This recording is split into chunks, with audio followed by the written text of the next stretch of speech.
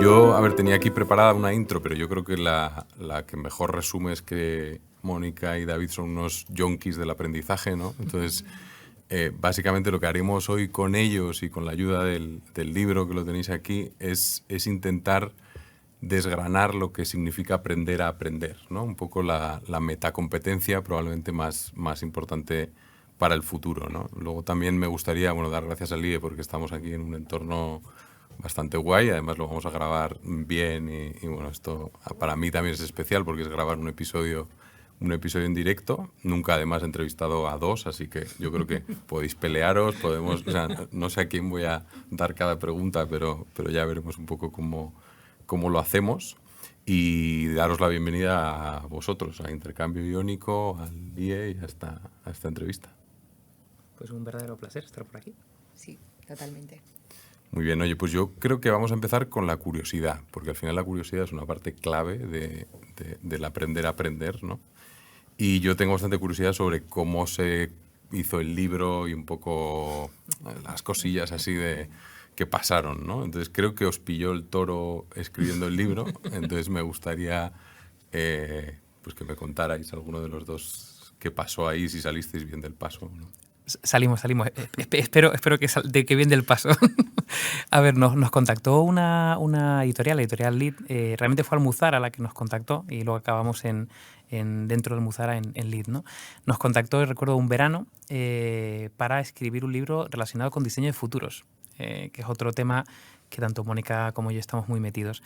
Y dándole vueltas dijimos, a ver, otro libro, porque había un boom de libros relacionados con temas de perspectiva estratégica y diseño de futuros.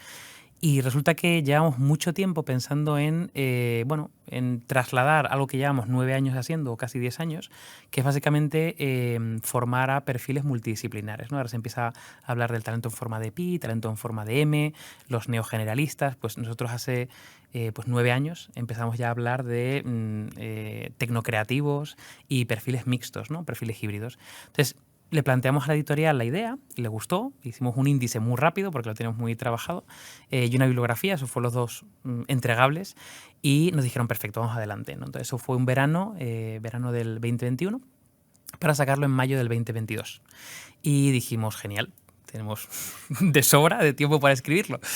Entonces nos contacta muy bien atinada la editorial en noviembre y nos dice, oye, ¿cómo vais con el libro y demás? Y nosotros, bien, vamos bien, ni una línea, o sea, ni una línea más allá del índice y demás, pero bueno, teníamos tiempo, ¿no?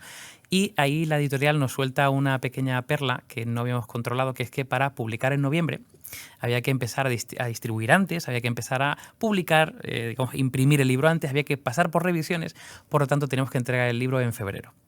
Entonces, literalmente escribimos el libro pues en 2 meses, que lo que viene a decir todas las vacaciones de Navidad y los fines de semana de enero y algunos de diciembre. Ese fue el reto. Claro, efectivamente, porque además nosotros somos ambos emprendedores a tiempo completo, lo que quiere decir más del 100%, al 50% ya normalmente. O sea que efectivamente tuvimos que emplear todo el tiempo en ponernos a tope con el libro. Y luego, bueno, pues hay alguna anécdota también de esa primera etapa, ¿no? De cómo David, que ya tenía una experiencia enorme como divulgador, y yo que venía un poco más del mundo académico, teníamos que tratar de conciliar diferentes estilos. Y bueno, ahí también tenemos una anécdota bastante divertida, ¿no? Que es ya cuando empezamos a sprintar, nos ponemos a tope ya durante las primeras semanas para tratar de llegar a ese mes de febrero. Y bueno, nos habíamos repartido los capítulos un poco en función de los ámbitos de experticia de cada cual. Cuando nos ponemos en común, yo tenía que ser un libro de 250 páginas, 13 capítulos, y yo había escrito como 40 páginas solo con el primer capítulo, que era el autoconocimiento, porque, bueno, pues es autoconocerse, que es la cuestión de la identidad. Y bueno, esa fue nuestra primera conversación seria. Yo he oído por ahí que hubo también discusiones, ¿no? Alguna así gorda que casi decís, pues lo paramos todo. Hubo muchas. A ver, yo creo que, y lo comentábamos contigo, Ion, el hecho de que no se perciba que fuera un libro escrito a 4 manos, sino, es decir, que no parezca que un capítulo ha escrito una persona, otro capítulo otra, que haya una especie de mezcla, ¿no? Y tuvimos mucho debate interno de cómo hacerlo, ¿no? Y al final Mónica cogió el liderazgo, ¿no? de esa capa de revisión editorial para ajustarlo todo. Pero bueno, previamente hubo hubo pelea en el barro. Sí, eso de utilización de anglicismos, por ejemplo, utilizarlos sí o no. De hecho, luego la solución de consenso fue hacer un diccionario, porque además, como había tantos términos tan nuevos, lo que hicimos fue tratar de como homologarlos, ¿no? O unificarlos para que fuera lo más unívoco posible. Claro, es que normalmente este tipo de... O sea, un libro, pues al final trata normalmente de una sola temática que la desarrolla, ¿no? Y normalmente es una persona, a lo mejor dos, y si son múltiples autores, se reconoce que son como un compendio, ¿no? De capítulos de diferentes. En este caso, claro, son muchos temas, 4 manos, y casi cada tema podía haberse escrito 40 libros, literalmente. Entonces había que hacer un ejercicio de condensación, y luego, claro, tuvimos que de alguna forma, y además lo pasamos a la editorial, generar un diccionario que le valiese a la editorial para decir, oye, esto que me he encontrado en la página 33 y en la página 45, ¿es lo mismo, el mismo término? Entonces tuvimos que hacer un metadiccionario para el libro. Que además son libros, ¿no? Hay libros por ahí que están solo en inglés, entonces al final, claro, las palabras es muy difícil, tienes que andar traduciendo todo. Exacto. A mí me pasa con el podcast y yo normalmente los dejo en inglés, pero a veces los traduzco, a veces no, o sea, es un follón también importante. Oye, esta entrevista también nos sirve, o sea, un poco como de continuación de una entrevista que grabé hace como un mes o así, que es a Juan Freire, que además le conocéis, y le pregunté, enlazando un poco con las competencias, le pregunté por las competencias más relevantes para el futuro, ¿no? Y me sacó 4, que yo creo que además probablemente os funcionen bastante bien. La primera es aprender a aprender, que es la que hoy queremos indagar más, ¿no? La segunda es el pensamiento de diseño, o sea, entendido... A ver, el pensamiento de diseño al final pues tiene esa parte como holística, ¿no? En comparación con un pensamiento más, si queréis, ingenieril, de trocear todo y resolver problema a problema. El diseño te da ese enfoque más holístico. Y luego, además, bueno, tiene la parte como pues el ascensor, que le llamamos a veces, como de poder ver esa visión holística y luego bajar al último tornillo, ¿no? Luego había otro, la tercera era saber navegar la complejidad, que era un poco... Él lo mezclaba con pensamiento crítico, era como, oye, el pensamiento crítico me parece demasiado reducido, vamos a hablar de complejidad, ¿no? Esa era la tercera. Y luego la cuarta era la capacidad de usar la tecnología, ¿no? No solo conocer la tecnología y decir, yo ya sé lo que... No, capacidad de cogerla y hacer algo con ella, ¿no? Entonces me parecía un 4 que encajaban muy bien, ¿no? Pero centrándonos un poco en la primera, recuerdo en vuestro libro hay una parte que es una frase de Stanislas Dehaene, que es el neurocientífico francés, y dice que más que integrantes de la especie Homo sapiens, formamos parte del Homo docens, que es la especie que se enseña a sí misma, ¿no? Entonces me gusta mucho la parte de vuestro libro donde explicáis desde el punto de vista del cerebro cómo aprendemos. Pregunta. ¿Cómo aprendemos? A ver, a mí es un tema que bueno, y a Mónica también, que nos apasiona. Yo concretamente durante una época estuve muy obsesionado con intentar, bueno, entender lo que conocíamos de cómo aprende el cerebro, porque seguimos conociendo y además cada vez que pasan los años conocemos más, ¿no? Y de hecho me hice un máster en ciencias cognitivas básicamente por un tema de aprender a realmente, bueno, entender a cómo aprendemos, ¿no? Entonces, yo la verdad que doy bastante formación de aprender a aprender y hay parte que la he volcado en ese capítulo, y lo que hago básicamente es coger bases neurocientíficas que se van descubriendo y generar claves de cómo aprender de manera más efectiva, ¿no? Por ejemplo, pues existe algo que ya vamos, no es nuevo, pero yo rescato bastante, que es el efecto espaciador del cerebro, ¿no? Digamos, el cerebro funciona con lo que se llaman curvas de olvido, y al final cada evocación que tú tienes de un conocimiento previo, de una información previa, hace que se vaya consolidando. Entonces, ¿qué significa esto? Que si tú, por ejemplo, te pegas un atracón de golpe, ¿no? de una materia en concreta y no lo vuelves a refrescar, a evocar en un plazo de tiempo, se acaba de alguna forma olvidando, o se olvida un gran porcentaje, a no ser que lo pongas en práctica o que de alguna forma o esté vinculado con alguna emoción relevante para ti, ¿no? Entonces, por ejemplo, las curvas del olvido con el efecto espaciador sería, por ejemplo, una base digamos, científica de cómo funciona el cerebro, que se puede tangibilizar en una técnica concreta.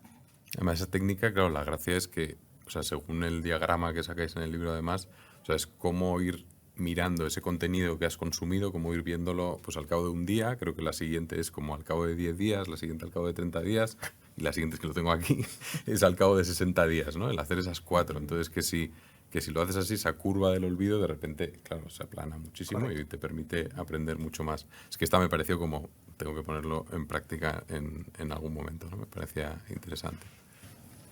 Si hablamos además en el libro del efecto espaciador en relación con esa técnica de las 3 R's, que al final tiene que ver con la idea de repetir, porque bueno, como monos levemente evolucionados que somos, aprendemos mucho por mímesis, aprendemos mucho por repetición. Luego el tratar de recordar o de evocar, rememorar, y luego por otro lado pues el hacer también el resúmenes, ¿no? Por ejemplo, quienes estamos en la parte de una manera u otra de creación de contenidos, pues o bien hacer un podcast o las notas o tener que contarlo para otras personas es una de las maneras más eficaces también de ir haciendo que todo ese nuevo conocimiento adquirido a lo largo del tiempo vaya cristalizando y así ir batiendo esa curva del olvido. Esa última R que comenta Mónica, también la mencionamos en el libro, vinculada, por ejemplo, con lo que se suele llamar, pero nunca lo dijo él, la técnica Feynman, que básicamente... Muchas cosas que no dijo Feynman. que no dijo Feynman, que se le Sí. asignara a Feynman. Sí. Pero concretamente, Feynman sí que tenía un apodo, ¿no? Que era el gran explicador, ¿no? Y era de alguna forma capaz de explicar conceptos muy complejos, muy abstractos de manera sencilla, ¿no? Y hay una frase famosa de él, que es así que la dijo él, que lo que decía básicamente es que si no consigues explicarlo de manera sencilla es que no lo has... Habría que ver cómo traducirlo, ¿no? Pero no lo has interiorizado, no lo has entendido lo suficiente, ¿no? Entonces, una cosa que a mí me apasiona, y lo nombramos en el libro, es intentar que en cualquier objetivo de aprendizaje esté como resultado el intentar contárselo a alguien, ¿no? Y eso de alguna forma te marca si lo has aprendido lo suficiente o no. Yo, por ejemplo, yo tengo una vocación muy de compartir conocimiento y dar clase, y yo aprendo lo mismo leyendo y que dando una formación. O sea, yo en cada sesión que doy me llevo un montón de cosas.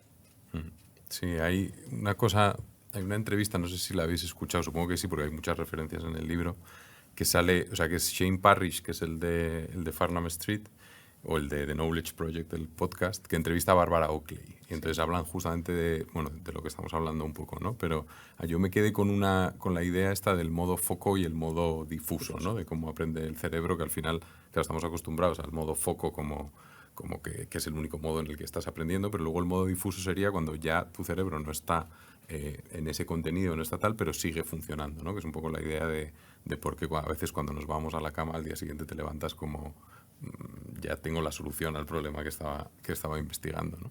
Y eso yo creo que ayuda mucho como a encontrar esas técnicas, ¿no? Eso era interesante. Y luego hay otro que también mencionáis en el libro, que a lo mejor no es tanto técnica de aprendizaje, pero a mí me ha impactado o me ha ayudado mucho, es el libro este de Deep Work, el de Cal Newport, ¿no? El de entender que hay trabajos o actividades que necesitas profundizar mucho, ¿no? Que necesitas estar totalmente concentrado y tener mucho foco, y otras más ligeras y que puedes dividir tu día y ordenártelo de esa manera, ¿no? Yo desde que leí ese libro tengo como 2 horas y media todas las mañanas. Ahora no consigo que hacerlo todos los días, ¿eh? Pero al final tener esas 2 horas y media puestas en el calendario para hacer ese tipo de actividades. Y ese tipo de actividades las tengo ya definidas, son estas, y entonces tienes esas 2 horas y media para hacerlo sin móviles, sin mirar el mail, sin hacer ninguna otra cosa, ¿no? Entonces eso la verdad es que me ha ayudado mucho. No sé si tenéis alguna cosa que uséis así en el día a día vosotros que os ayude. Yo voy a contar una anécdota de vidas anteriores de cuando trabajamos en Social Noise, en una agencia, ahora se llama Darwin y Verne. Yo siempre he sido muy fan de lo de Cal Newport habla de el modo bimodal. Es decir, de alguna forma que te bloquees tiempo. Bueno, el caso bimodal sería casi que te bloquees días completos, ¿no? En mi caso yo creo que sería, no sé si es el periodístico, bueno, uno que nombra él, que básicamente es tener como momentos de hablar con gente, de estar como en multitarea, pero bloquearte horas en el día para poner foco. Y yo recuerdo en la época de agencia, claro, imagino una agencia creativa, 100 y pico personas, claro, un puesto de responsabilidad, entonces todo el rato era gente entrando y molestándote, ¿no? Y bueno, molestándote, o sea, por cosas relevantes, pero claro, yo soy muy me pongo los cascos, estoy como con foco absoluto, ¿no? Yo siempre digo que puede caer una bomba a mi alrededor que ni me enteraría, está como en foco. Y me inventé un sistema de semáforo que básicamente era una especie de una hojita que ponía básicamente el modo en el que estaba. Entonces la gente, además yo estaba en un despacho que era una pecera, entonces me veían desde fuera. Entonces si veían que estaba en modo foco, era como, no entres, o sea, salvo que el mundo se esté cayendo, no entres porque estoy muy foco. Y luego me ponía un modo de, bueno, estoy contestando correos o cosas así y de alguna forma puedes entrar, ¿no? Sí, no sé quién era, pero me suena como una historia muy parecida con una gorra. Que era la gorra Ah, sí. de pensar, entonces hay alguien que se pone la gorra y entonces ya es como que nadie le puede decir. Entonces era algún CEO de Silicon Valley, alguna cosa así. Y aquí como consejo, ¿no? Para este momento donde además cada vez hay más personas trabajando en formato híbrido, teletrabajando, nosotros, por ejemplo, en Mindset lo que hacemos es que en nuestro calendario, que es compartido, la gente pues se reserva horas del día donde además pone literalmente deep work, de manera que todo el mundo sabe que si alguien está en modo deep work, pues ya nadie te puede pues mandar una notificación por Slack o se puede poner en contacto contigo, sino que es tiempo de trabajo profundo y de máxima concentración.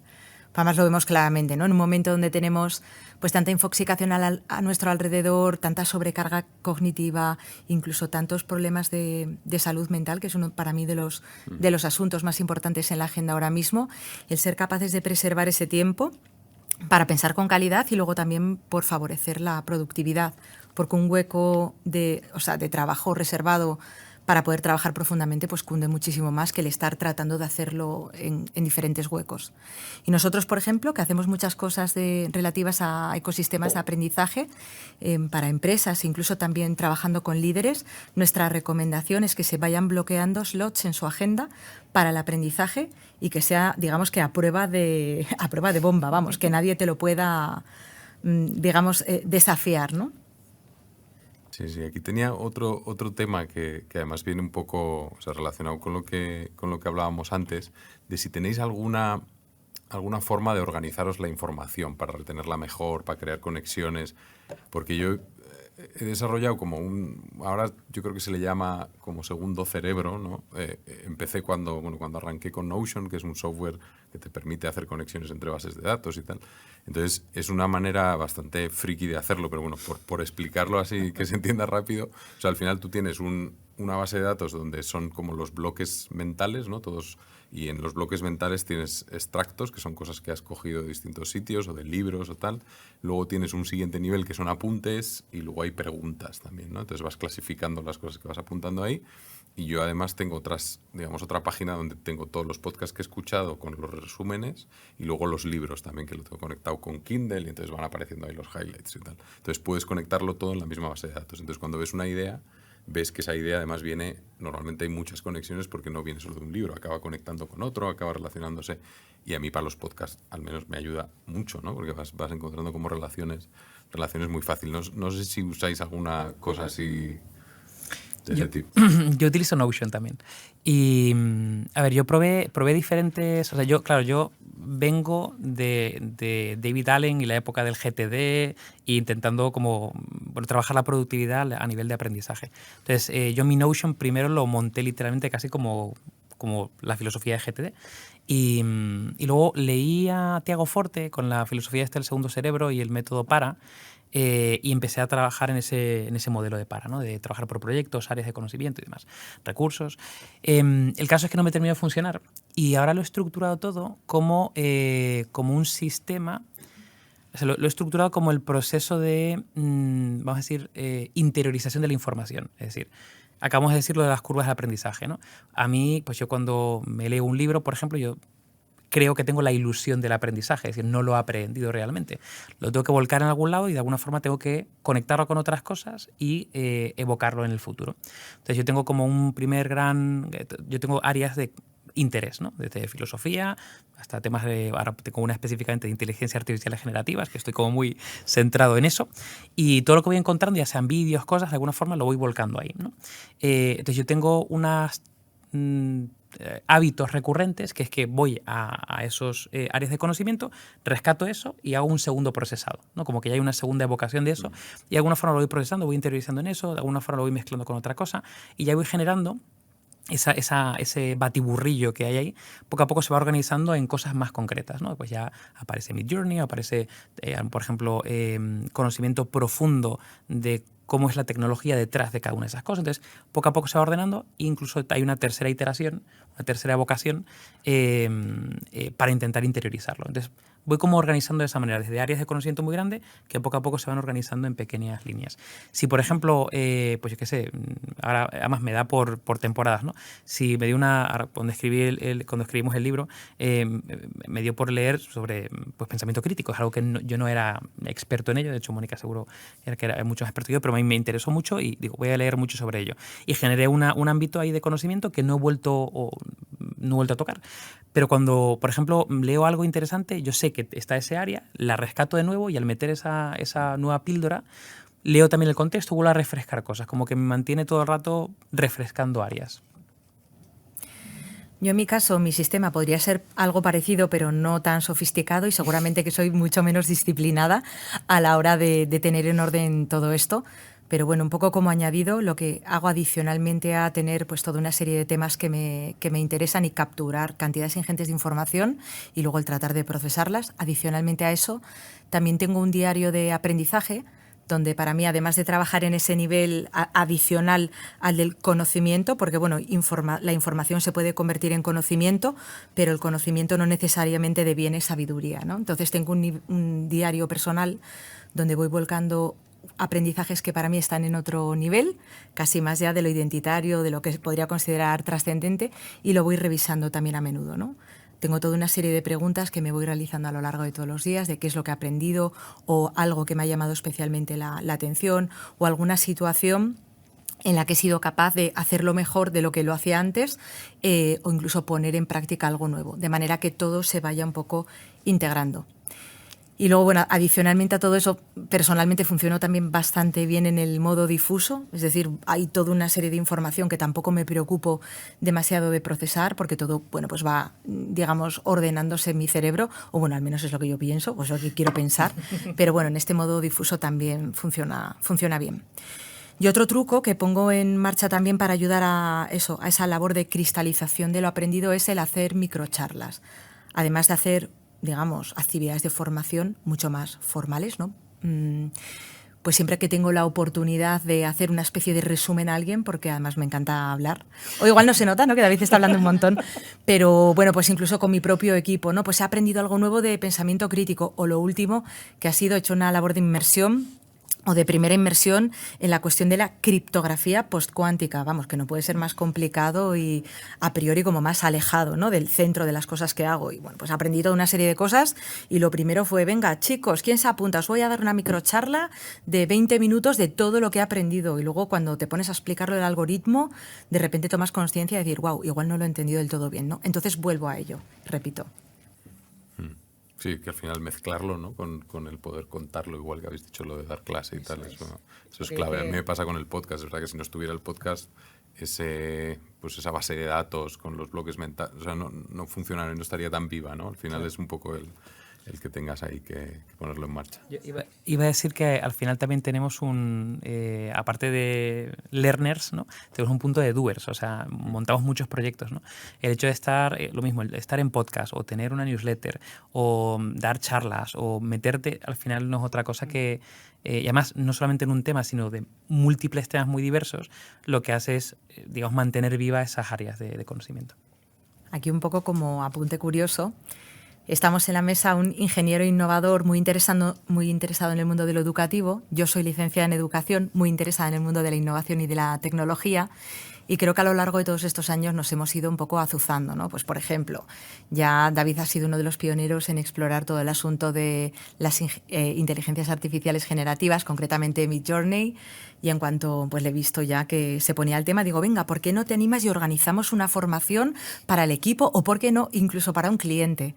Entonces, digamos que ese ejercicio de empujar o esa curiosidad hace que des un paso adelante, ¿no?, para decir, venga, pues ya tenía toda esta base, voy a seguir construyendo. Y luego al final la prueba de la verdad, como decía David antes, es el ser capaz de hilarlo en un relato. Es decir, que cuando tú lo tienes que contar es cuando realmente te das cuenta de si hay alguna falla de conocimiento argumental o lógica incluso. Vale, yo tenía aquí puesto como siguiente paso, esto es también bastante macro, que es el tema de los modelos mentales y encima con los sesgos cognitivos incluidos en la pregunta. Con lo que al final solemos hablar mucho de ello en el podcast, pero por hacer un poco... O sea, al final es difícil definirlos, pero los modelos mentales al final son como... O sea, estructuras más o menos establecidas, ¿no? Que te sirven para analizar los problemas desde otras perspectivas, ¿no? Normalmente la ayuda o para lo que te sirve es para sacarte de los modelos mentales que tú normalmente usas, ¿no? Coger otros y poder analizar un problema o analizarlo desde otro punto de vista y así encontrar una solución más fácil, ¿no? Y los sesgos cognitivos, a mí al menos me ayuda un poco a reducir como las conclusiones o el impacto que tienen las conclusiones sacadas de manera muy rápida, ¿no? De que cuando usas mucho la intuición, pues al final, si tú sabes que existen los sesgos cognitivos, pues a lo mejor dices, bueno, frena un poco, ya lo pensarás mañana o ya lo pensarás dentro de 2 o 3 días, ¿no? Entonces, lo interesante de esto es comprender un poco cómo los usáis, ¿no? La parte práctica, que es difícil también encontrar como un caso y contarlo bien, ¿no? Pero por dar un poco algunos ejemplos, bueno, no sé, yo creo que mejor pasaros la pregunta directamente de cuáles son vuestros modelos mentales favoritos o que uséis más en el día a día y como, o sea, no sé, algún ejemplo así concreto. Fenomenal. Bueno, lo primero de todo... luego nos pasamos la ola. Que os estáis pasando como diciendo, no, está tú. Bueno, pues ese es un tema apasionante del que hemos hablado y seguimos hablando muchísimo. También le dedicamos largo y tendido en el libro. Y bueno, como tenemos un catálogo tan grande de sesgos cognitivos, los modelos mentales que nos sirven para pensar mejor también son muchos. Pero bueno, yo voy a hablar desde mi experiencia práctica de 2 en particular, que son los que, bueno, yo creo que son de los que más pongo en marcha. Uno de ellos tiene que ver con el asunto de los experimentos mentales. Bueno, y es que además, como me gusta tanto pensar en el futuro, siempre estoy pensando en lo siguiente. Y bueno, pues un experimento mental es una simulación de un evento que va a ocurrir en el futuro y que nos sirve pues para sacar aprendizajes o conclusiones de manera anticipada, ¿no? El típico ejemplo de experimento mental, muy conocido, sería, por ejemplo, el dilema del tranvía. Y hacerse esa pregunta, ¿no? Imagínate que hay un tranvía. Bueno, igual es un poco dramático el ejemplo, pero se entiende muy bien, porque además en los tiempos de la inteligencia artificial es como muy relevante. Pues imaginémonos que hay un tranvía que sigue una trayectoria mediante la cual pues, va a atropellar a 5 personas. Pero tú tienes la capacidad de poder cambiar esa trayectoria, tú interviniendo, ¿no? Como persona, tienes la capacidad de cambiar la trayectoria y hacer que solamente atropelle a una. Entonces, la pregunta es, ¿harías algo al respecto o dejarías que los acontecimientos siguieran su curso? Que es una pregunta que tiene que ver con la cuestión de la moral, por ejemplo, ¿no? Bueno, pues esto es un experimento mental, una especie de simulación sobre algo que ocurre en el futuro. Yo estoy haciendo este tipo de simulaciones constantemente. Y aprovecho para ligarlo con el segundo modelo mental, que además luego fue desarrollado también por la Universidad de Harvard con una técnica que se llama la técnica del premortem, que es el pensar que todo va a salir mal. Nosotros, por ejemplo, pues hacemos muchos eventos, actividades de formación, todo tipo de saraos y holgorios, donde bueno, pues a menudo interviene mucha gente, hay muchas personas invitadas. Entonces, el ejercicio es pensar qué es lo que tengo que hacer para, de alguna manera, matar el evento o el proyecto. O qué es lo que tendría que suceder para que todo salga mal. Que en cierta manera es también como una especie de experimento mental, ¿no? Entonces, bueno, ahí sí que tanto yo misma como en el nivel del equipo, lo que hacemos es un proceso bastante estructurado de ver cuáles podrían ser esos puntos de dolor que podrían hacer que ese proyecto fracasase. Aquí el modelo sería pensar que algo va a salir mal. Ese, la verdad es que para mí también es el más útil, pero ese sale en un montón de sitios, porque al final está en el almanac de Manger también sale como lo de la inversión, ¿no? Que al final es como intentar pensar en pues si tienes un proyecto, no cómo conseguir que salga bien, sino cómo haría para que salga mal. Entonces así echas para atrás y vas viendo como los problemas que te puedes encontrar, ¿no? Pues fíjate, yo voy a decir un tercero, en este caso el que más utilizo yo, y a ver, yo a lo mejor lo vinculo mucho con una mente ingenieril, porque yo no sabía que se llamaba así hasta que bueno, leí una historia de Elon Musk y digo, se llama así este modelo mental, genial. Y que es el de los primeros principios. Entonces, de hecho, yo internamente en la empresa y demás, me dicen que tengo como una mirada muy de cirujano, ¿no? Y esto pasa mucho hay una conversación y todo el mundo está debatiendo sobre un montón de movidas relacionado con una solución para implementar para un cliente, no sé. Y yo casi siempre voy como a los básicos. O sea, como de repente paro la conversación y digo, pero a ver, vamos a rebobinar, ¿no? ¿Cuáles son, como, hago preguntas del tipo, ¿para qué es esto y para qué lo otro y no sé qué? Y esto, ¿cuál es la unidad? Entonces, de alguna forma voy descomponiendo unidades mínimas y cuando se queda en ese plano, como que construimos a partir de ahí, ¿no? Y es que me parece muy ingenieril también, porque es como muy de descomponer todo por partes y luego armarlo de nuevo. Esto lo uso, pero constantemente y además de manera, o sea, ya se ha convertido como una competencia inconsciente. O sea, ya no es un tema de voy a utilizar este modelo mental, sino que yo me reconozco a mí mismo después diciendo, ostras, lo he hecho todo el rato, ¿no? Y al final eso lo que te da pie es como pues poner foco en elementos que a lo mejor estaban ocultos dentro de un problema, pero de alguna forma como que atajas, ¿no? y lo sacas. Eso es un clásico, el momento en el que llega David con sus fundamentos o los primeros principios. Encima lo dices así, directamente. Si es, vamos a descomponer este problema en sus partes. Luego ya hay un debate muy interesante, ¿no? Que tiene que ver con la cuestión de la linealidad frente a lo sistémico, bucles de retroalimentación. Pero bueno, ahí está un poco la diversión, ¿no? No, luego lo interesante yo creo que es la multidisciplinaridad, ¿no? El coger los modelos de distintas cosas o que no te son tan fáciles o tan tal y entonces intentar aplicarlos. Ese es el punto, yo creo, interesante. Y bueno, no, yo creo que no sé si entra en los sesgos, pero por hablar un poco de los sesgos, que yo a mí la frase que siempre se me queda es, bueno, la de Kahneman, ¿no? Que es un poco el que sacó un poco todo el tema de los sesgos junto a nunca sé pronunciarlo, pero creo que es Tversky, no sé. El caso es que hay que encontrar cómo se pronuncia, pero es como que él dice, yo llevo toda una vida estudiando sesgos, pero sigo cayendo en ellos igual que caía antes de conocerlos, ¿no? Pero él lo que dice es que le sirve mucho para verlos en los demás. Entonces sí que puede ver que esos sesgos están en los demás, entonces eso te ayuda, aunque sea eso, ¿no? Entonces no sé si estáis de acuerdo y luego si os los decís a vosotros, porque ya aprovechando. O sea, si cuando veis que el otro entra en un sesgo dices, ahí te has metido. Bueno, al final la cuestión de los sesgos es una cuestión evolutiva, ¿no? Nuestro cerebro gasta una cantidad ingente de energía y los sesgos es la cara B, ¿no? Del hecho de que seamos seres tan inteligentes. Si no tuviéramos sesgos cognitivos que nos hicieran tomar decisiones mucho más rápido, pues la vida sería invivible. O sea que vamos, totalmente de acuerdo con lo que planteas. Esa es la manera de funcionar. Y luego, en cuanto a la parte de los sesgos, a ver, yo creo que nosotros no somos del sacar el catálogo de los sesgos, que yo lo veo muy a menudo, sobre todo en Twitter.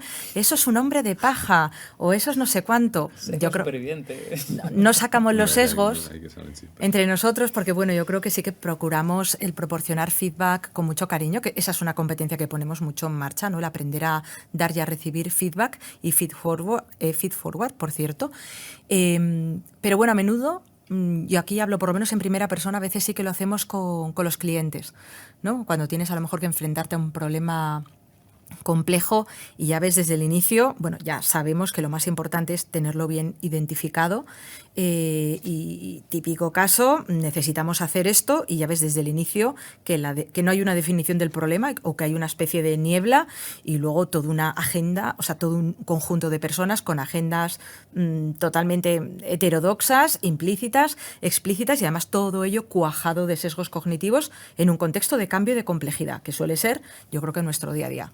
Entonces yo ahí sí que de vez en cuando lo saco, sobre todo por tratar de hacer un poco de espejo a las personas que forman parte del proyecto para decir, oye, esto que tú das como por, no sé, grabado sobre piedra, pues no es tal por esto y por esto. O mejor dicho, ¿no se te ha ocurrido pensar que quizás, y entonces ya le planteas la alternativa? O sea que con clientes sí. Yo, vinculado con el aprendizaje, yo un sesgo que tengo como muy, muy grabado ahí, en mí, y lo veo mucho, es el sesgo de confirmación, ¿no? Es uno de los primeros sesgos que identifico. Y una de las cosas que además me ha ayudado mucho, con unos amigos sí tengo un podcast que se llama Heavy Mental y básicamente hablamos de temas muy diversos.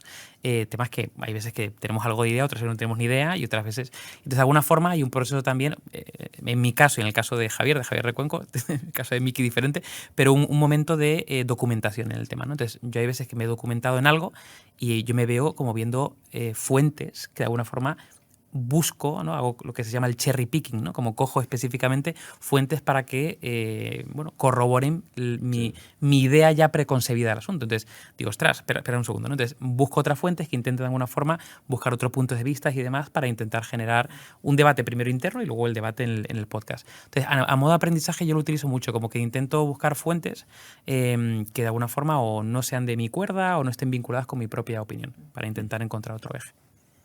Muy bien. Oye, vamos a hablar un poco del libro, porque la verdad es que me ha gustado mucho el libro y creo que habla de tantas cosas que a mí me surge una pregunta. Voy a decir un poco todas las cosas que hay en el libro, a ver si soy capaz, porque es como, a ver, básicamente empieza, o sea, es un modelo con 3 patas, ¿no? Que uno es actualizar tu sistema operativo, otro es instalar nuevas aplicaciones y otro es mejora tu hardware, ¿no?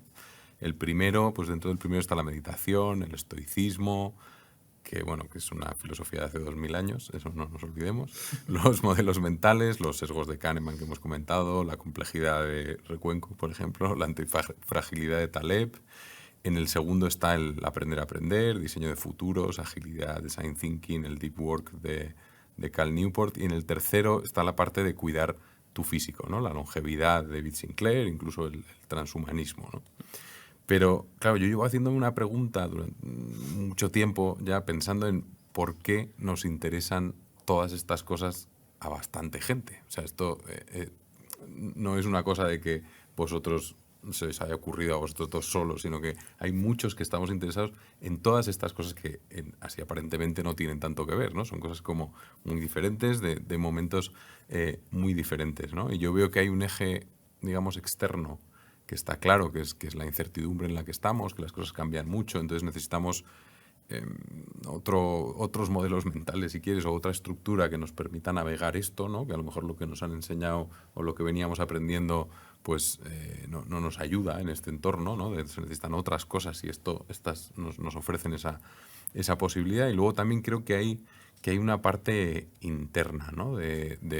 También de evolución personal, de que llega un momento, o por lo menos con la gente que me encuentro de la comunidad un poco así, pues de este tipo de cosas, siempre estamos como así, como en rollo midlife crisis, el momento vital en el que has pasado por un montón de cosas, entonces te has dado cuenta de que resulta que todo es mucho más aleatorio de lo que crees, ¿no? Que por mucho que tú tengas muy claro que vas por aquí y vas tal, al final las cosas acaban pasando y ya está, ¿no? Entonces necesitas como otros modelos mentales para enfrentarte a eso, ¿no? Entonces, ¿qué creéis vosotros que es lo más importante de haber llegado a todo este abanico de cosas? ¿O de dónde creéis que viene?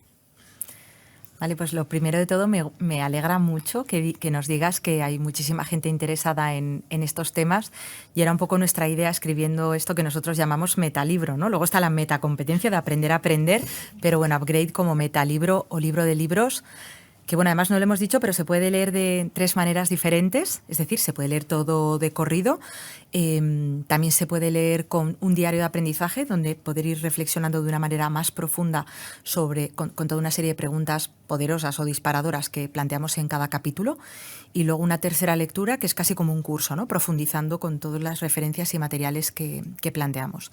Entonces, bueno, pues eso, me alegra mucho que cada vez haya más personas pensando en todo esto. Y a ver, nuestra visión sobre el asunto, o bueno, por lo menos luego David seguro que contará la suya, pero bueno, al menos la mía es que yo creo que hay un interés ya desde hace bastante tiempo, o sea, que hay toda una serie de tendencias como gran corriente de fondo que nos llevan hacia pues una transformación en cuanto a la manera de vivir y también la manera de trabajar. Pienso incluso que se está transformando la propia noción que tenemos del éxito, ¿no? Y que incluso a nosotros, que ya estamos en esa mediana edad, podríamos decir, ¿no? Eufemísticamente, pues nos habían vendido un modelo de éxito relacionado con el tener toda una serie de hábitos de consumo, de acceso a los recursos económicos, de trabajar un X número de horas, tirando todo eso hacia arriba.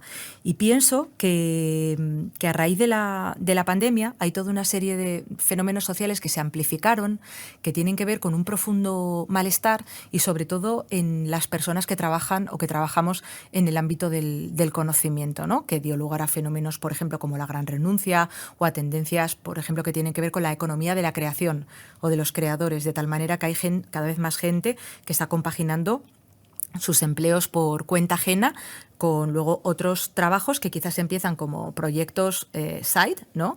O trabajando por proyectos específicos y que luego, bueno, pues se aspira a que puedan ser digamos, el modo de vida, ¿no? Con esta idea también de pues poder conciliar más con otro tipo de intereses o una vida más corresponsable en el caso de que se tengan hijos, etcétera. Y que lo hemos visto también con las cifras. Por ejemplo, a raíz de la pandemia sabemos que un 50% de los directivos se sienten solos, o sabemos que un 53%, estos datos globales, un 53% de las personas se encuentran exhaustas, un 12% de las personas tienen problemas de salud mental, a menudo no, digamos, no tratadas. Y bueno, pues todo esto nos lleva un poco a lo que decíamos en la introducción. El mundo necesita un reinicio, las personas necesitamos un reinicio también, tenemos la oportunidad de hacer mejor las cosas y de hecho, fíjate que recurrimos incluso a filosofías como la estoica, que tiene más de 2000 años de antigüedad, precisamente combatiendo el sesgo de la novedad. Y es que para que algo sea bueno no tiene por qué ser nuevo, es decir, no tenemos por qué desprendernos de, bueno, pues determinados enfoques que sí que creemos que han ido funcionando bueno, por lo menos algunos enfoques, ¿no? Que pueden ser bastante útiles para vivir una buena vida o una vida que merezca la pena ser vivida. Esta idea de la eudaimonía o del florecimiento humano, ¿no? Que al fin y al cabo es un poco lo que está en Upgrade. Entonces, ¿yo qué creo que es lo que nos une a todas estas personas? Pues yo creo que bueno, que hay un espíritu de curiosidad, también un espíritu inconformista de decir, oye, creemos que podemos ser más felices y hacer mejor las cosas. Y luego, bueno, pues una perspectiva también del proyectarnos hacia el futuro, teniendo en cuenta cuál es nuestro punto de partida y con todo ello, pues trazar una ruta de aprendizaje que nos sirva para estar en una actitud de aprendizaje y de mejora permanente. Esa es la razón también por la que nos ponemos un poco más juguetones, ¿no? En este último capítulo donde exploramos temas de humanidad aumentada, incluso de transhumanismo, pues abriendo puertas, desde luego desde la reflexión ética, pero bueno, a cosas nuevas, ¿no? Que puedan estar por venir. Yo iba construyendo con lo que ha comentado Mónica de la curiosidad, a hablar sobre una adicción buena. A ver, yo creo que estamos biológicamente diseñados para explorar y aprender. Es decir, hay un circuito en el cerebro que es el circuito de la recompensa y cuando ocurren diferentes cosas, pues se genera, en este caso, dopamina, que da una sensación como de bienestar, ¿no? Cuando aprendemos algo nuevo o cuando descubrimos algo nuevo, se genera esa dopamina. Si de alguna forma metemos el aprendizaje en el circuito de la recompensa, como tú bien decías, Ion, dejamos de tener una motivación extrínseca vinculada con el miedo de el contexto cambiante y demás, y empezamos a desarrollar una intrínseca que es nuestra propia motivación por desarrollo, ¿no? Desarrollarnos y aprender, ¿no? Entonces yo creo que cuando te metes en ese ciclo de aprender cosas, buscas aprender más cosas. Y llega un punto que tu mapa de aprender cosas es infinito y tu, digamos, torre de libros que tienes alrededor por leer es mucho más de lo que podrías llegar a leer en tu vida. Ahí está la antibiblioteca de Humberto Eco, ¿no? Es más valioso tener una biblioteca de libros, ¿no? Que no has leído que aquellos que has leído, porque ya los has leído, ya los tienes, ya los puedes regalar de alguna forma. Entonces llega un punto que se puede volver lo que se empieza a llamar el síndrome del explorador, que es literalmente casi una patología de agobio de todo lo que tengo que aprender, ¿no? Entonces, llegar a ese punto de equilibrio, yo creo que es un poco también el propósito del libro, de decir, mira, el conocimiento es infinito, hay infinitos libros. Probablemente la bibliografía que planteamos en Upgrade nunca la podrás leer. Entonces, hemos hecho un ejercicio literal de condensar aquellas cosas para que puedas elegir aquellas que te puedan suscitar mayor interés y poder profundizar en ellas. Pero yo creo que tiene que ver con esa buena adicción con el aprendizaje. Y aquí, sí, nada, efectivamente hemos tratado de ahorrar tiempo a la gente escribiendo el libro que nos hubiera gustado a nosotros leer igual hace 10 años. O sea, a mí me habría encantado poder leer esto porque me habría ahorrado mucho tiempo y mucho trabajo. Y luego, bueno, pues añadiendo un poco a todo lo que estaba comentando David, yo creo que también está luego al final el que cuanto más sabes y más lees, más humilde te haces porque más consciente eres de, en realidad, lo poco que sabemos. O sea que yo creo que hay una relación, ¿no? Entre cuánto leemos, cuánto aprendemos y luego la propia conciencia de lo poco que sabemos, tanto de manera individual como desde una perspectiva social los seres humanos. Muy bien, pues vamos a entrar, yo creo que además bien con esto, que es entrar en las preguntas ya finales. Son 3 o 4 preguntas rápidas, pero la respuesta no hace falta que sea rápida. Y la primera es, ¿cuál es el libro que más habéis regalado no vale el vuestro. Lo siento, pero no vale.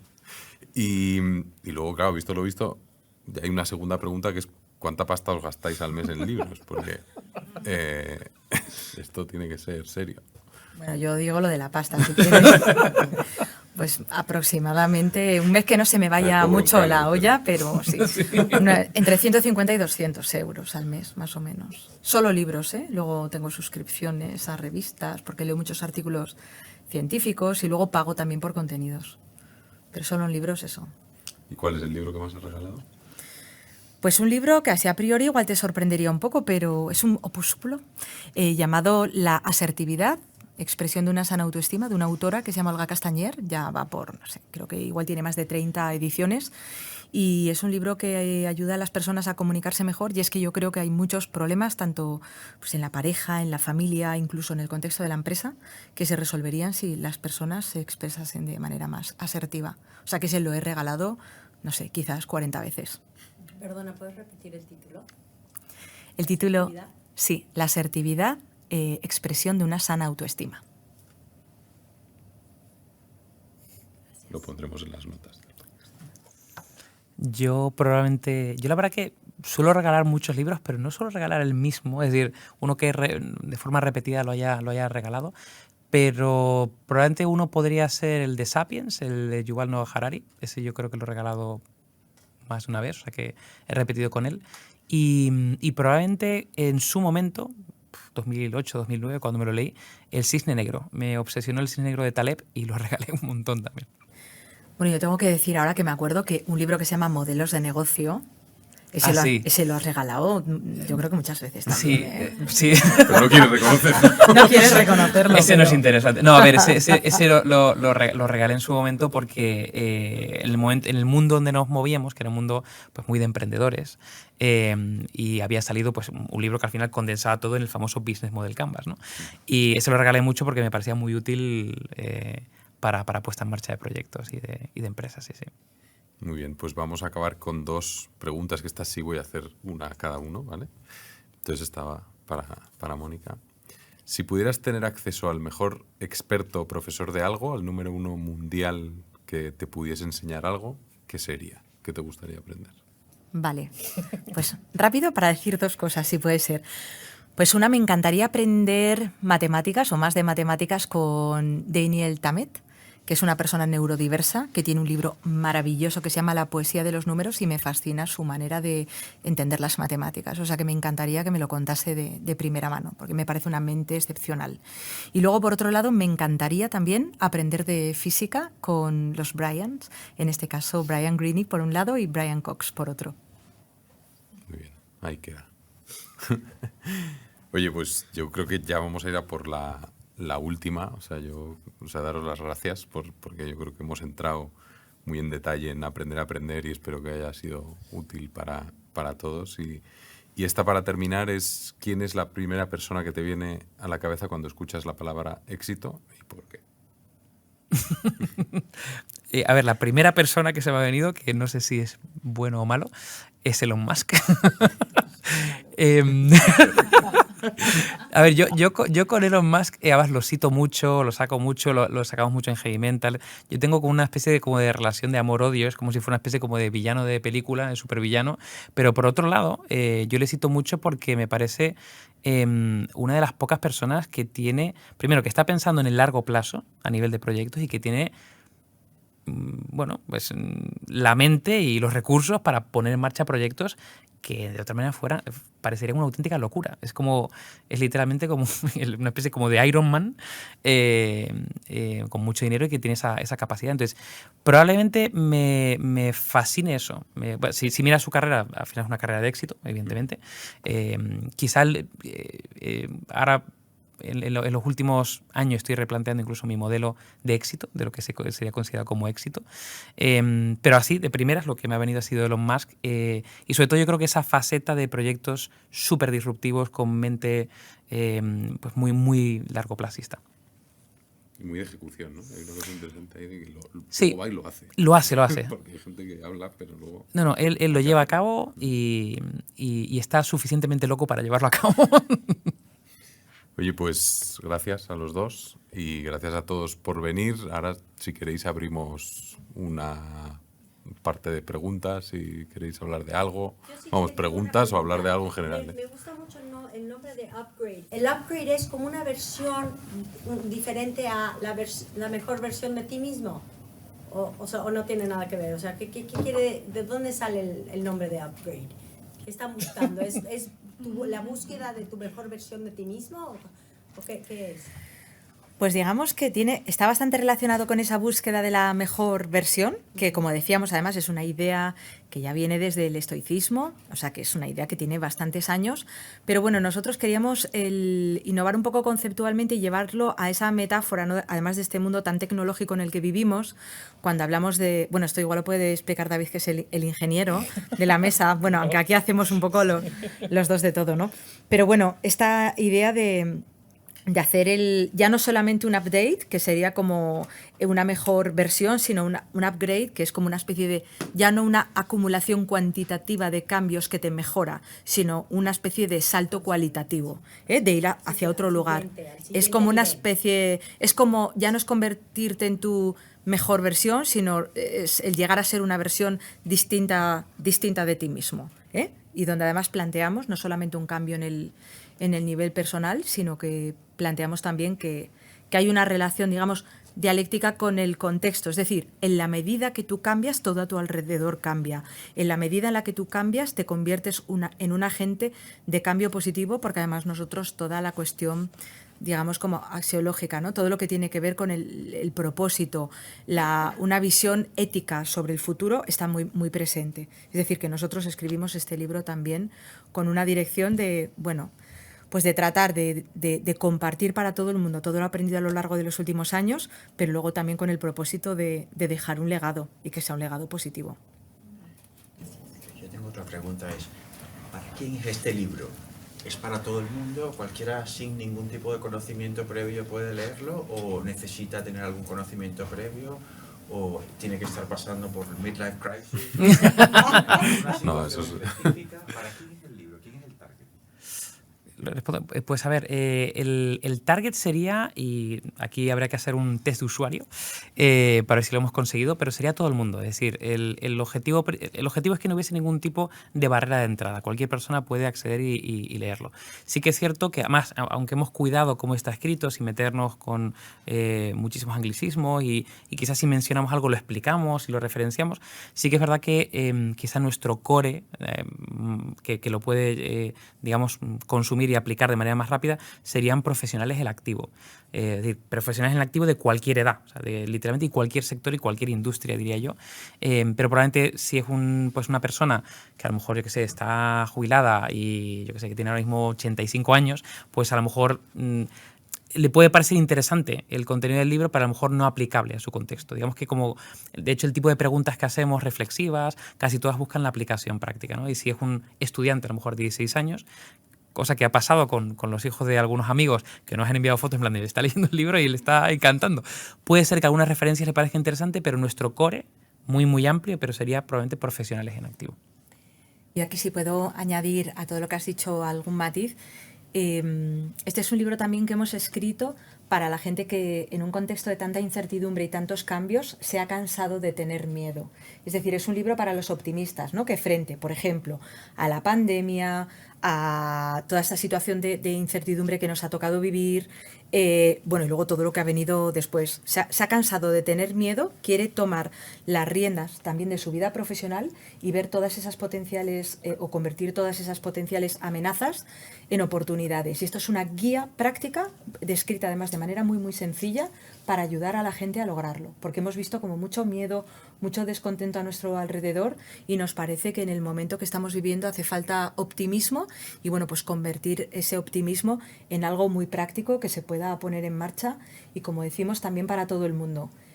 Además, por nuestra experiencia de trabajo, tanto con personas como con empresas, hemos conocido casos maravillosos de gente que se reinventa incluso a los 40, a los 50, a los 60 años. Es decir, que no somos edadistas, ni como decía David, no queremos poner ninguna barrera de entrada, sino que este es un libro para cualquier persona que quiera tomar las riendas de su vida profesional y ponerse en marcha con esa perspectiva optimista hacia el futuro. A mí me gustaría haceros una pregunta porque me ha encantado lo que habéis hecho, cómo lo explicáis, pero no tiene nada que ver con el mundo que viene. Las generaciones nuevas, todo es muy básico, cuéntamelo en 250 caracteres, lo que hablamos de infoxicación luego tiene la paradoja de que no saben de nada o es tan básico que ya no es ni sesgo, es simplón. Y aquí lo que contáis y lo que creo que va a tener el libro, que ahora voy a ir a comprarme enseguida, es muy profundo, pero muy en contra de las nuevas generaciones. Estoy generalizando y aquí me equivoco. ¿Cómo lo veis? Porque yo estoy con vosotros, profesionales, 40 años, la gran renuncia, entran totalmente, lo necesitan. Pero ¿y las nuevas generaciones? Es todo lo contrario. Es posible que no puedan leer 250 páginas. ¿Le doy yo? O le damos juntos. A ver, yo te digo, ahora que también comenté, que te digo mi opinión. Sí que es cierto que el libro, y lo hemos comentado varias veces, cada capítulo, diría que son unas 15 páginas para poder llegar a todo. Esas 15 páginas probablemente puedan ser sustituidas por 40 libros, literalmente. Es decir, que ya hay un ejercicio de condensación aquí como de facilidad de entrada. No pensando en las nuevas generaciones, sino pensando en facilidad de entrada, simplemente. Pero creo que tiene que puede ser fácil, digamos, que elimines una barrera de golpe para que alguien, a lo mejor no acostumbrado a leer pues libros académicos, que este no lo es, ¿no?, pueda entrar en un mundo que a lo mejor le sería ajeno, ¿no? Ahí yo creo que hay un primer ejercicio. Pero luego, en segundo lugar, y aquí esto es una cosa muy mía, yo también reivindico ciertas cosas que se están olvidando, que se están dejando de lado y probablemente tengan que cambiar, ¿no? Yo doy muchas clases de aprender a aprender, ¿no? Y al principio de la clase hablamos de una reflexión de aprendizaje, ¿no? Y yo hablo mucho de ilusión del aprendizaje y de que la definición por defecto de aprendizaje requiere retener información. Y estamos ahora en un punto donde se empieza a hablar del efecto Google y se empieza a hablar de no retenemos la información, sino retenemos la forma de llegar a ella. Es decir, si de alguna forma tenemos a cualquier pieza de información a 2 clics de distancia, ¿por qué voy a memorizarlo, no? Pues hay cosas que a lo mejor no merece la pena, como tu listado de números del teléfono móvil, o sí, yo recomendaría que alguno como mínimo memoricemos, ¿no?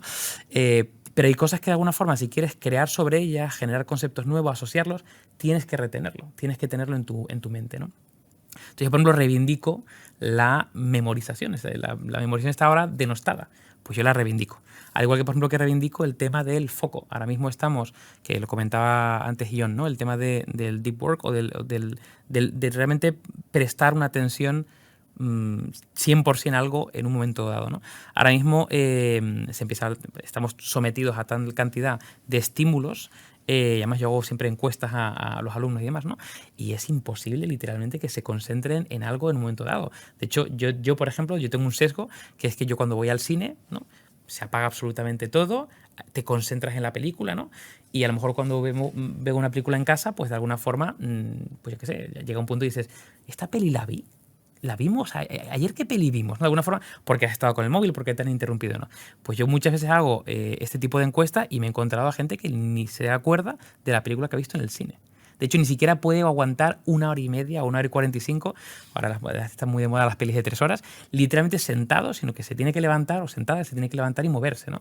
Claro, yo reivindico también la necesidad de poner foco en ciertas cosas, ¿no? Y ya en tercer lugar, yo también reivindico el abrazar la complejidad.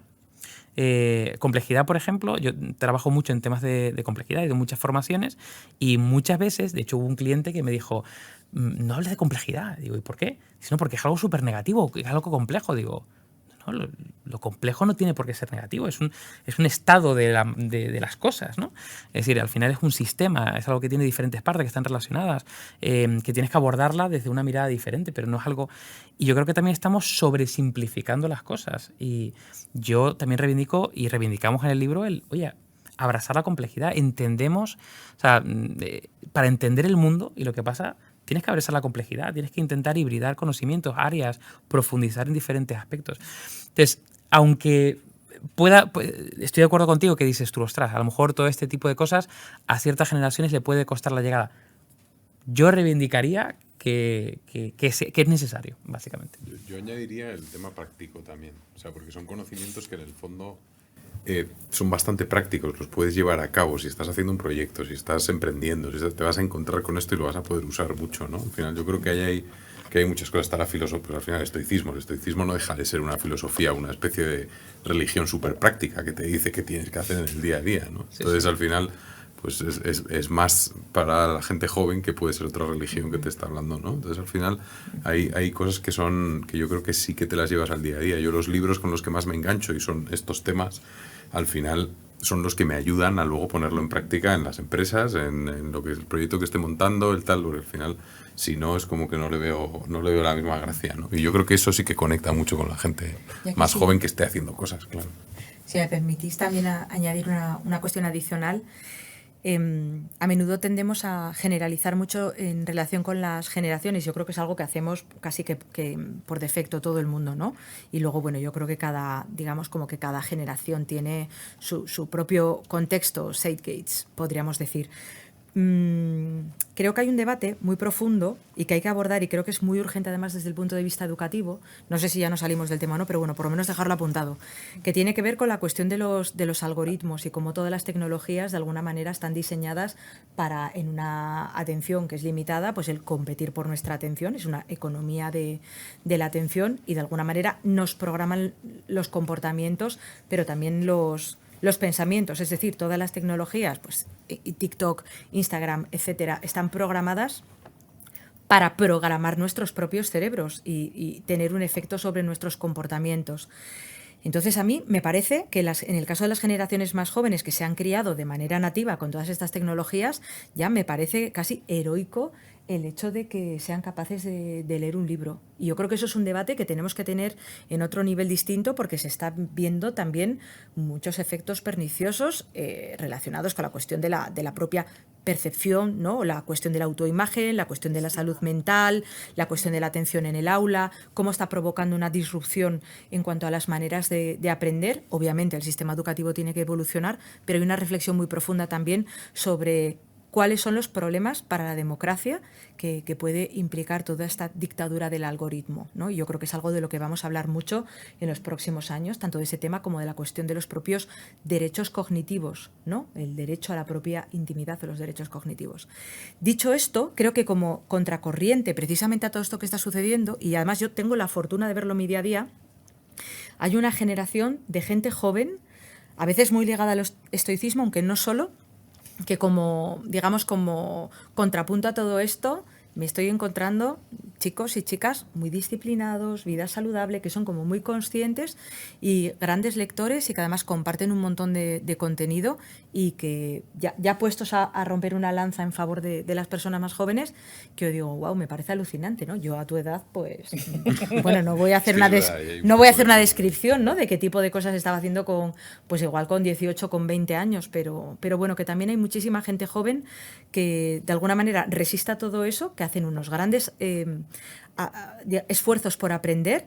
Y de hecho nosotros tenemos el ejemplo de cuando hicimos la presentación en la Feria del Libro en Madrid, que para mí fue uno de los episodios más emocionantes de haber escrito el libro, y es que se presentaron varios chavales muy jóvenes, y concretamente uno de 16 años que decía: vuestro libro me ha cambiado la vida, porque me ha permitido explicarle a mis padres que por el hecho de tener muchos intereses no soy una bala perdida, ¿no?, sino que simplemente pues tengo un perfil neogeneralista y no estoy perdido. Y bueno, nos contó una historia súper emocionante diciendo: hay un montón de gente que vale mucho, y yo lo que creo que tenemos que hacer, quienes somos poquito mayores y tenemos una mayor responsabilidad, es seguir empujando el aprendizaje y luego, bueno, pues seguir realizando también una tarea crítica respecto de cómo todas esas tecnologías de alguna manera absorben nuestra atención, nuestra capacidad de aprendizaje, y a menudo también nuestra vida, porque ahí estamos horas y horas haciendo scroll, ¿no? Aunque ese es un debate, yo creo que se tiene que dar en otro ámbito, pero que es muy importante. ¿Hay tiempo para una pregunta más? Sí. No, es que Es que Tú dirás. como estamos ya en familia y es tan interesante que es que no quiero ni cortarlo. una de las inquietudes... No, es que nos tiraríamos aquí toda la noche. Yo agendé esta sesión fuera de España y me salió a las 7:30, así que he llegado tardísimo. Mis disculpas del campo, vengo desde Perú, he sido alumno de David y he parado mis vacaciones para venir acá y mira que llegué tarde. Así que aunque sea me quedo con las preguntas que ustedes hagan, que estoy fascinado.